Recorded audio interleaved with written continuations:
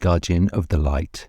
He pulled his cloak over his head and brushed away a few errant flakes of snow from his shoulders. He breathed out a long breath into his cold, rough hands. This warmed them with incredible speed. He stepped out from the coaching inn into the day.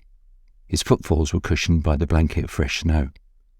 His long staff arced its way through the air as he walked and made small dints in the snow, close to his footprints. Walking slowly along the road, he was virtually unnoticed by anyone. If you were to look directly at the guardian, you would have thought he was not really there, an aberration of the light. If you really concentrated on the apparition, you would be so disinterested that your mind would actually seek out something else to look at. No matter how hard you tried, you would not see him. No human could. Cats were one of the few animals that could see his kind in full. They would stop their hunting pursuits and watch him pass, basking in his warmth. He was respected by all creatures on the planet. Humans were the only beings up in their own self that he did not permit to view him. They had forgotten how much they needed him. His journey through the village had begun the same route for millennium, and the ley lines were clear. This was ensured since the early days. Deals were struck with tribes, witches, lawfolk, and eventually councils. The Fae always respected the ley lines, so they could not be bothered. A covenant with the local council seemed nothing more than a simple highways modification, and no one ever questioned it. It was just the law. The Guardian was travelling many miles south in this land, following the St. Michael's ley line that tracked from Great Yarmouth to Penzance. He had called in some key points along the way, performing his vital task. The snow-covered asphalt road made his journey easier than that of the early days of a mud track and stones that were pitted with holes and traps.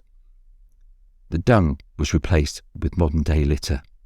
Burger wrappings, plastic bags, and other strange things thrown from the windows of the passing cars pocketed their way through the white blanket. He despaired sometimes of these humans, wondering why they did not appreciate the gift that they had been given. He approached a milestone in the outskirts of a village near Stonehenge. The word milestone was in common parlance, but this was a special thing. Lifting his arms high into the air, he extended the staff aloft. The ground beneath his feet began to tremble. He held the top of the staff in two hands now, the tip pointing skywards. Light began to be drawn from the sky above and was being pulled into the end of the staff. The clouds covered the fading blue sky and twisted into an inverted whirlpool of grey-black water vapour. It gave the impression that the light was being wrung out of the sky. The day turned dark around him. The staff glowed brightly toward light. As the shaking increased its pace, he fell to his knees, holding onto the staff as if it was a wild animal trying to escape from him. All at once, it stopped. The clouds settled and parted, showing once again the deep blue sky. He fell forward to the floor, panting heavily, still holding onto the bucking rod. Its pace slowed, and it jerked a little, just like a freshly landed fish. Finally, it settled. The white glow of the staff gently receded back to brown. He sat at the side of the road and took out a small flask and, putting it to his lips, drank deeply. People walked past him and chatted about the odd weather that they were having and what was happening to the latest celebrity. They did not see him. He wiped his mouth with the back of his hand. He shook his head. He gently tipped his head back and took 2 deep breaths, and then got to his feet, using the gentle vibration of the staff to steady him. The journey to Stonehenge was taking its toll on him, and he had many more stops on the way. Each stop he had acted as a conduit between the earth and the sky. Each transfer of energy took a piece of him, and after 2 centuries, he was ready to retire. The heelstone stood at the edge of the henge, close to the road. He hauled himself towards it, and placing a hand upon it, he felt down one side, searching for something. He found an opening. The time was right. It had to be now. He focused all his remaining energy lifting the staff with with his hands towards the hole. It shot forward and embedded itself into the rock, with only the end showing. He collapsed to the floor. Bright rainbows circled the stone, pulsing in waves.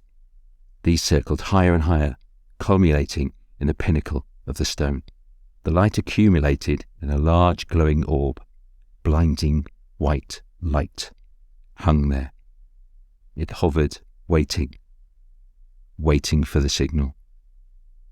He looked up at it, the light illuminating his clear blue eyes. He raised his hand and flicked towards the orb. It flew into the sky and disappeared into the blue canopy. The sun would now rise for another year. His work was complete. His turn was over. He closed his eyes, smiled, and relinquished himself to the earth.